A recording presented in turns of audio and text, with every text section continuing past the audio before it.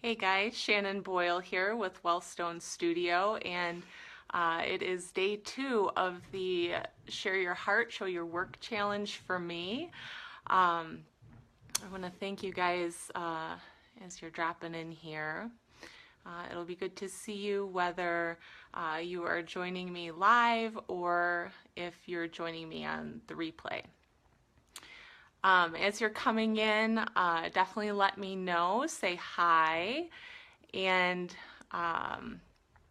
as you're listening, you can let me know how things are hitting for you. Hello, people! You can do what these fine folks did and hit any of the emoticon buttons. I can, hey, Mia Voss, it's so good to see you. Mia is in the house. Anybody who wants to be visible on Facebook or any other social media, jump over on Mia's page, check her out. She is literally always on the go. So I am so happy to have her here with me today with us. So the challenge today. Hello, Allison. It's so good to see you. Allison Crow's popping in. This is actually her challenge. So again, if you're looking for someone to help you really step out and be visible, go over and check out her page. She's got an amazing community of people doing all sorts of things. It's been an absolute pleasure to join with them because she's got people who are doing stuff that I didn't even know existed. And I always, I just love to see that. And the only way we get to see all the neat things that people are doing is if we make them visible, right? If we are hiding in a corner, if we are tucking the big beautiful things that we make away in a closet, nobody's going to know they exist, and that includes us too. I am a bit smiley today. Yes, I am. I am feeling good. So I have had a pattern in the past of tucking my best things away, saving them for later. And what Allison calls that is being a secret agent. I have a specialty at being a secret agent. I'm very sneaky, and I don't want to do that anymore. It takes an incredible amount of energy to withhold what we have to give.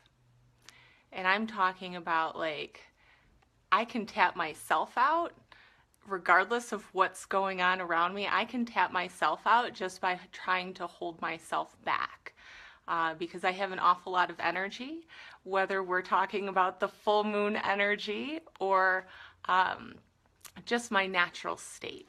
So I have been making the leap, and the leap hasn't happened in one step. It has definitely been a process.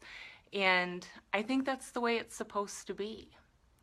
So if I look back to this time last year, I would never have imagined that I was going to get on Facebook Live and talk at all, whether I had a full script or just my natural intention to share with the world. So it's pretty amazing what happens when we really step out and choose to be something other than a secret agent.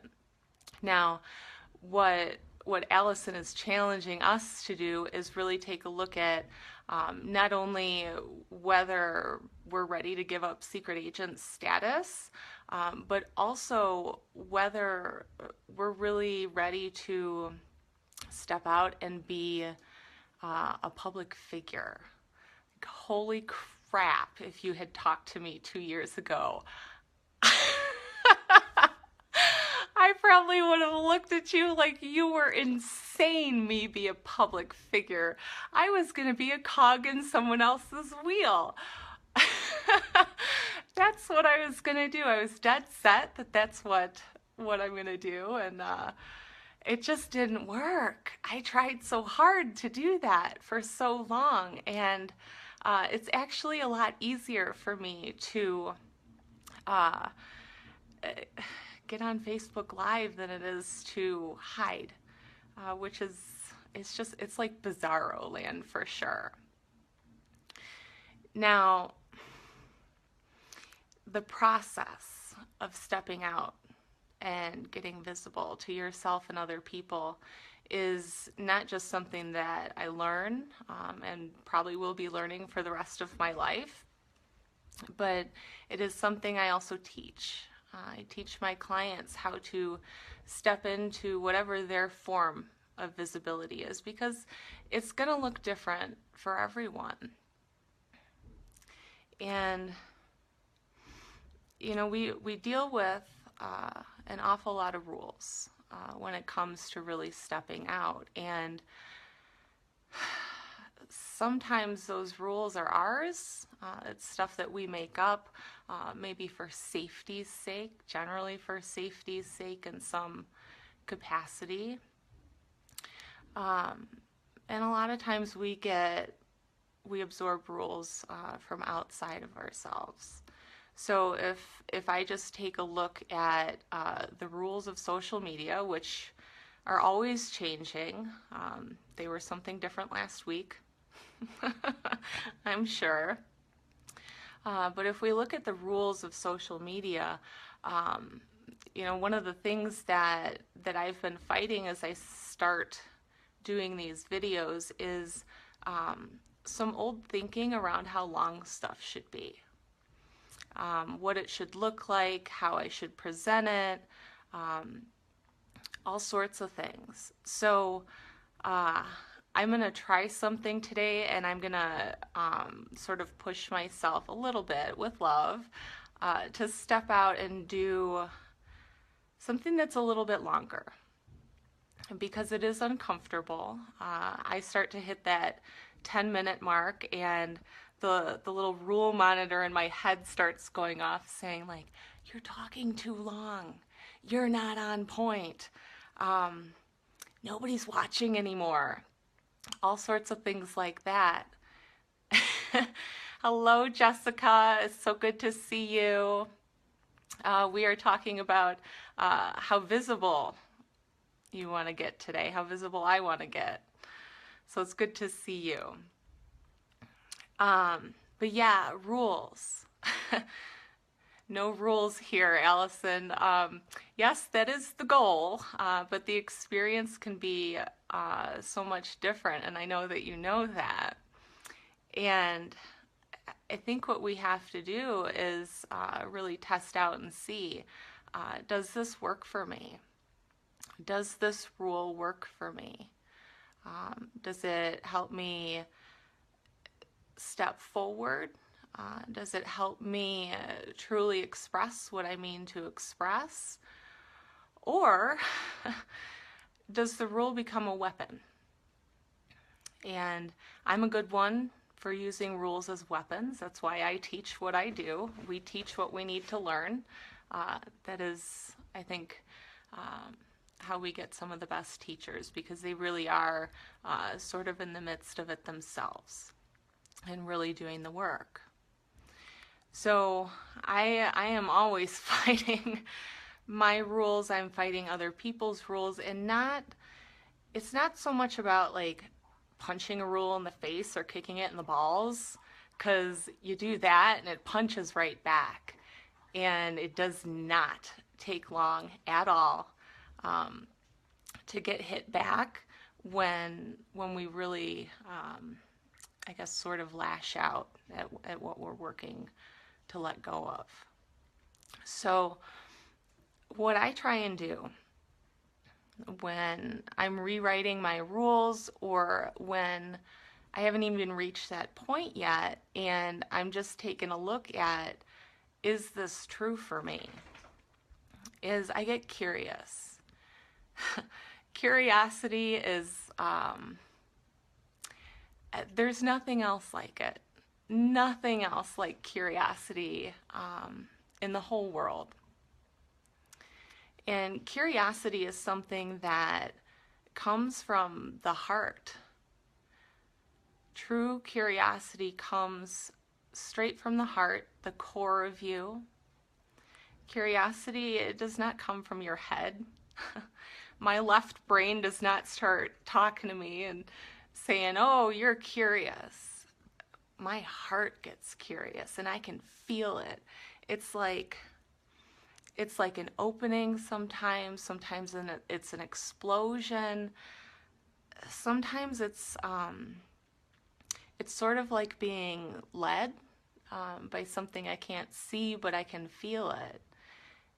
Sort of akin to like if I'm out hiking in the mountains and I'm going down a path and I see a new path, or I come to a fork in the road and I don't really know where it goes, but I'll have a pull.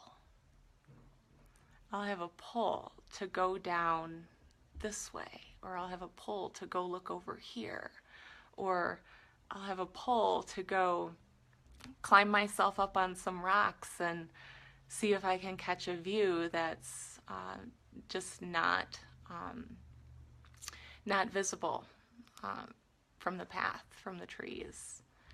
And what happens when I do that, whether we're talking about hiking or we're talking about life in general, is I get to see and experience things that I never, ever would have thought possible. I catch views of the world, of other people that were hidden before. And it really comes solely through surrendering and accepting the fact that I'm really curious right now. I'm really curious, and that curiosity softens the rules that I have for myself, or that I've absorbed from other things. And what happens with a lot of these rules is pretty soon after, I am like, no, we're going to investigate this. We're going to go down this path. Stuff gets a lot lighter. The rules seem to not so much disappear, because they sort of hang out, like flying around my head or inside my head. But they just don't seem super tangible anymore, which is huge. And, if we are looking at where things are at now, more globally at like a social level, in terms of what we expect from our public figures, what we gravitate towards, we're really seeing a change. And both Alison Crow and Mia Voss joined in on this, and these are two people who really are looking at the established rules and saying, like, I'm going to be a public figure, and I'm going to do it in a way that is totally aligned with who I am, how I want to show up, what I want to do in life, and that might not look like something that we would have seen 5 years ago, or that might not look like what we would have seen last year. So if I'm looking at really owning the fact that I do want to be a public figure, both in my immediate community and in the world, I have to do that in a way that works for me and that is aligned. Stuffing myself in a box takes all the energy that I have to give to being me, and it's dedicated to something that goes nowhere, except to like blame and shame town, which I really don't want to spend much time there anymore. I've done that, and I'm done with it. So I am working on writing my own rules. And Allison just put in the comments here that she often feels like a freak. Been there, and you can hear my dog barking now. Hey, hey. Yeah, I feel like a freak because you're not towing the line. You're not doing the same old thing that's been done to death. And people get a little weirded out. And it doesn't always come from a judgmental place. I think a lot of times people see others stepping forward and stepping out. See you later, Allison. We see others stepping forward and stepping out, and it touches a thing inside of us that says, I want to do that too. I really do. And when I get like that towards other people, I get a little weird towards them too, you know? And that's okay. That's okay. The point is to keep doing what the next right step is, to keep doing things that are aligned with who you are and what your vision is for life. And, you know, the other question that was put up for today's challenge was, what do I have to believe about myself? What do I have to believe about my business in order to really step up and be a public figure? And the hands down question for sure, like this is a no-brainer. I have to believe that I have worth, that my work has worth, and not just to me, but to other people. I have to believe that, you know, what I do matters and I can make a big impact in the lives of other people. And I do. And I will admit to you that alongside that, sometimes they hold hands, is apathy. And on one hand, I can believe completely that what I have to offer and my work are great and have tremendous value. And on the other hand, I can have a belief that it's not going to matter. And that's apathy. That no matter what I do, it's not going to matter anyway. And that hurts. Apathy is a dream quasher, squasher, blower upper. Apathy's a bitch. And I am currently practicing recognizing that with love, and also stepping into leadership around that, because I believe that it does matter. And it's just about getting out there, being visible, being true to who you are and how you want to show up. And I do see that over time, the apathy gets smaller. The it's not going to matter gets smaller, and I get bigger. Which is amazing, and it's weird, and it's exciting. It's all the things, and that's the way it's supposed to be. So I'm going to leave you with that. I can't see my timer anymore, and checking in.